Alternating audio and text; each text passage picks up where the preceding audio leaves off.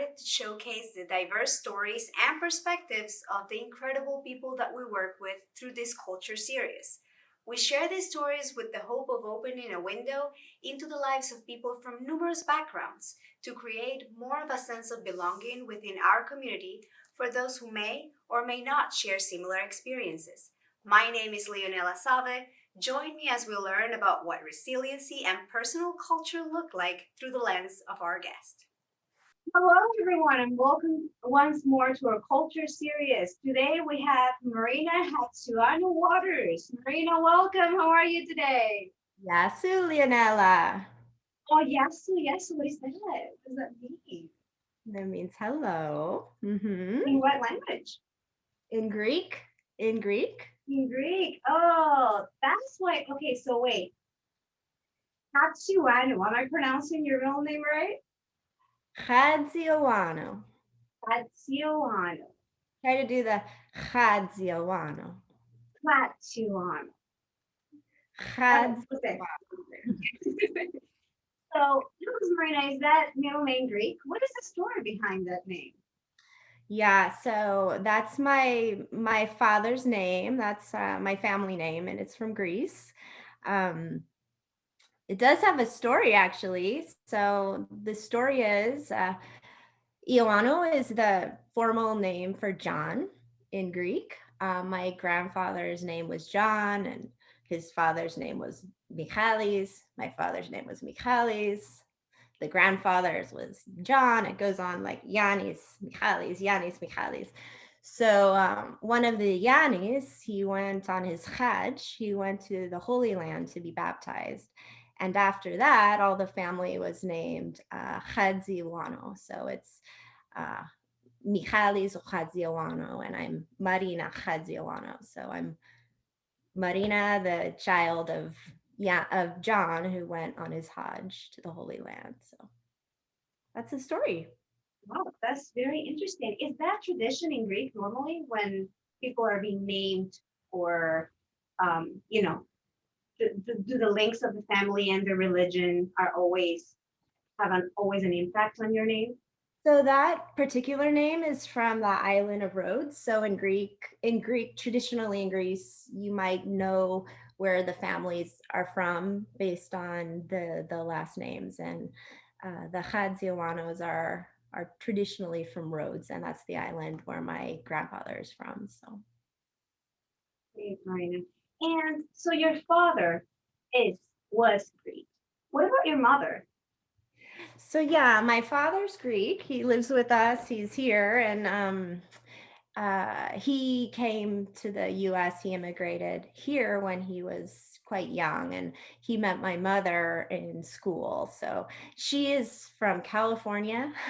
She is long ago, I think, from Europe, but many generations from California. So how was it for you to grow up in a Greek home here in the US? And how was it for you having, a father from Greece and a mother from America?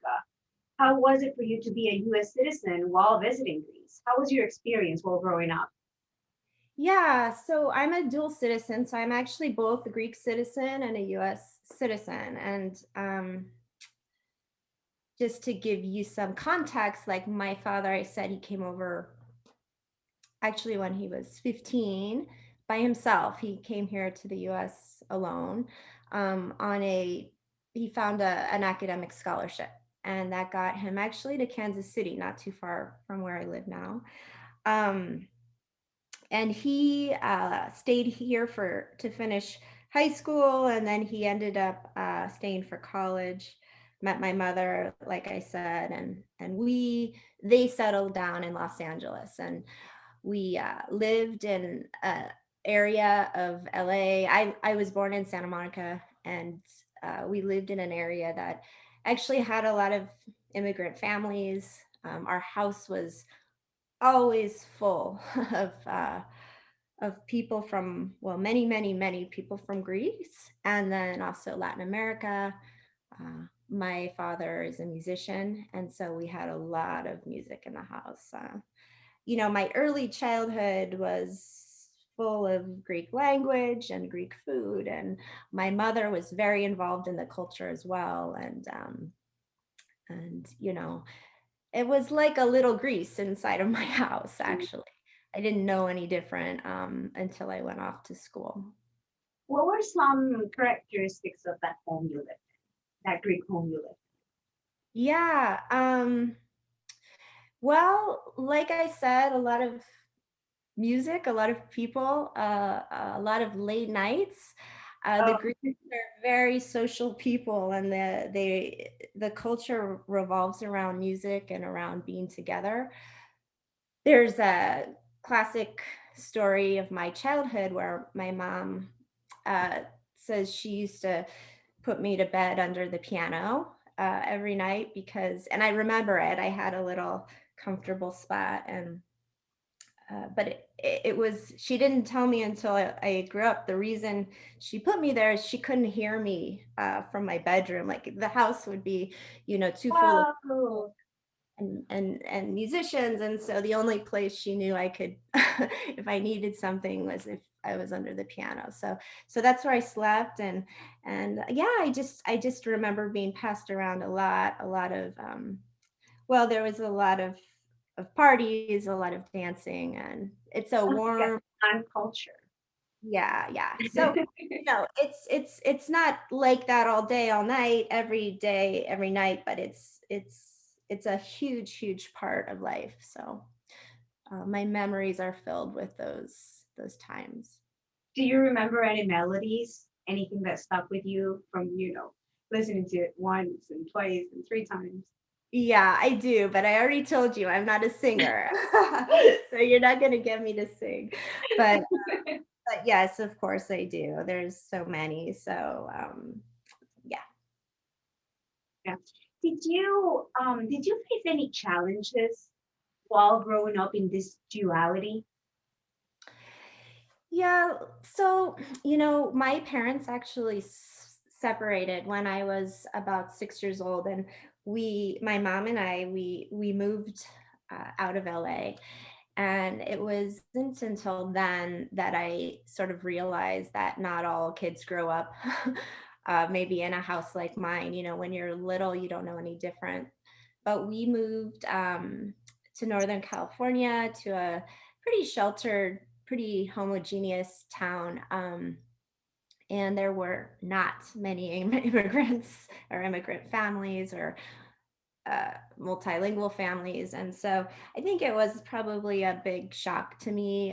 Again, as a child, you don't really know what's happening. You just sort of want to fit in.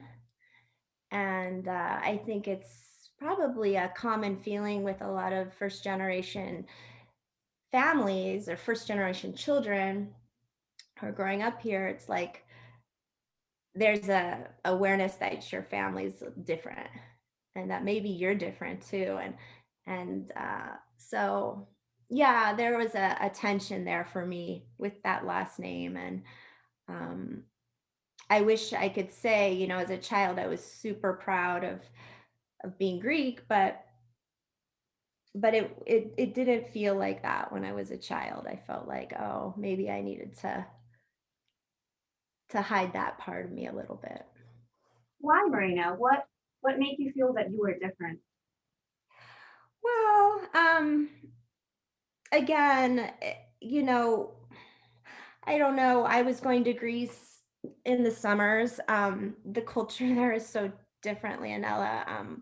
You come from another country yourself and another culture, and to compare the culture in the U.S. to the Mediterranean culture, it's so very different. And so I'd spend, my summers in one place with my grandparents and with our family on islands in Greece, and then I'd come back.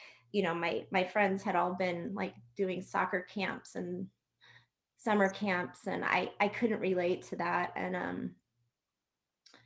And so yeah, it was just like I had to learn how to integrate those parts of my life, and it takes some time.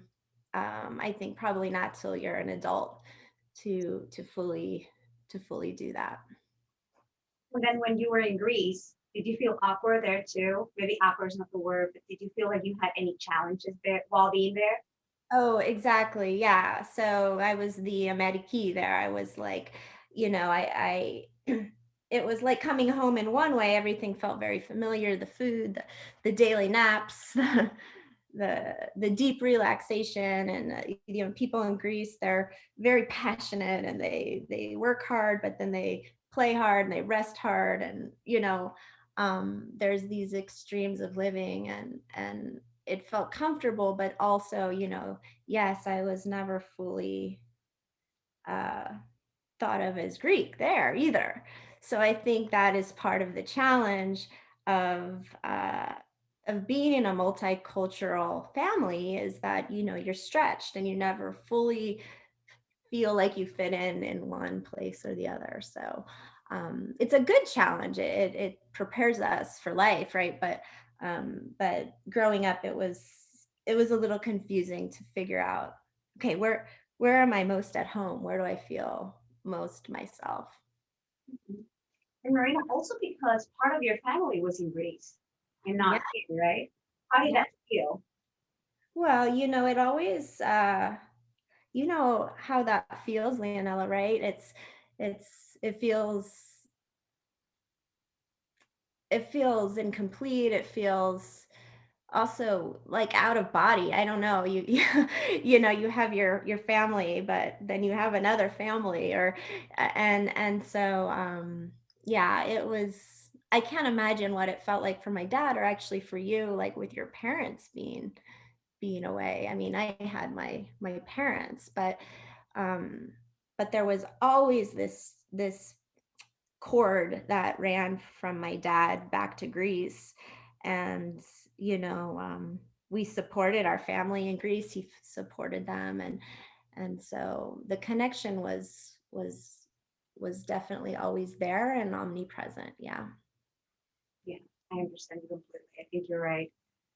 As an adult, Marina, after experiencing all that in your childhood, and now that you have a family, that you're a woman, how has that what has it meant for you? How has that shaped your cultural identity as an adult? Like being a woman with my own family, you mean? Mhm. Well, also as an adult, Yeah. how those two worlds, let's put it that way, have Yeah. shaped your own world. How would you describe your culture now? I guess that's the question. Yeah, my father, he actually still lives with us. It is also very traditional for multi-generational households, and we actually have one now. So there's still Greek and spoken in my home now, and still Greek music played when my dad's around. And there's an energy there. I don't know how to put it, like a vibrance when he enters the room, or we talked a little bit about greetings, right? And so it's there. The food, of course, is a huge part of our culture, and we try, for my kids, we celebrate Greek Easter. Um, Pre-COVID, I love to do like a Greek Easter gathering, mostly for the food. What do you eat during that season? What food? Well, we eat, so definitely we eat lamb. I don't eat a lot of meat anymore, but we always make an exception on Greek Easter, the lamb and potatoes, and the food is wonderful. And luckily, I do have some of my family's recipes, and I do share that with my kids. But there is also like a loss, right, with each generation. And so my husband's not from Greece, and my kids, they know they're Greek. They obviously are with their grandfather. Um, but it's very different, right? They don't have that experience of going there every year, being there for months on end. So and unfortunately, they don't speak Greek, and that language part of it gets lost, unfortunately, through the generation. So they'll have to learn that on their own. I wasn't able to master the language enough to have it in our house. But it was so nice to hear, Marina, the first Greek generation, like you, or any immigrant really that is first generation, that is able to transmit those values and traditions and just important things to their families, because it's such a part of who we are, right? And we want to keep that in every aspect of our lives. And you've talked about your family. My next question is work.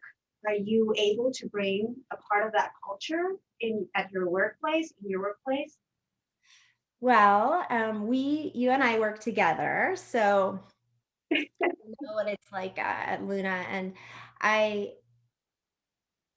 it wasn't really, honestly, when I was young, Leonella, I wish I could say, oh, I was like so proud to be Greek, and like I brought my Greek flag here. And, Greeks are very nationalistic people, especially Greek Americans. Like they're so proud to be Greek, but I didn't have that when I was younger, and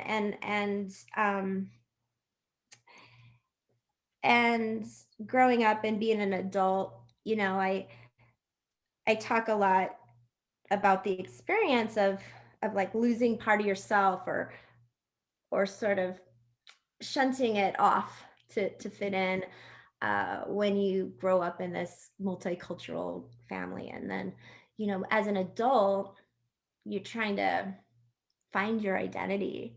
And I realized that part of me was actually a big, important part of me. And so when I went out to seek work and build my career, that was that was part of me. My last name that I had always sort of been embarrassed of, it became more of a story for me, or pride, something to be proud of. And when I joined Luna and started growing that company, I was just committed that everyone who came to work for Luna was never going to feel like they needed to leave part of themselves at home, or part of themselves like in their pocket, or like I really believe we can't be our strongest selves without being able to express all of us. So yeah, my profession and my business is really a environment that was built on part of that desire, even for myself. Right, I believe that a homogeneous society isn't as strong as a diverse one. So even for myself to be able to have a place that I can talk about, my father's culture, my culture, it's important. And yeah, hopefully we've done it at Luna. No, you have definitely done it. I can say that I have learned so much during my time at Luna, not just because I've been able to, display my cultures in the way I want it and truly be free, which I didn't know that word for many years because of the situation in my country. Just be free to be who I am at Luna. But not only that, but other people, because they are also free to explore and express their culture at Luna. I have learned so much. So you have definitely accomplished that. Yes. Marina, do you have, in that line of thought, do you have any meaningful, poem or an image or something that is meaningful to you that you would like to share with us today? I would love to see it. Yeah. So, I mean, the place I chose to be in my house, it's actually, we're in a music room. We have pianos and guitars around, but in the background are my icons. And do you know about icons, Leonella? A little bit?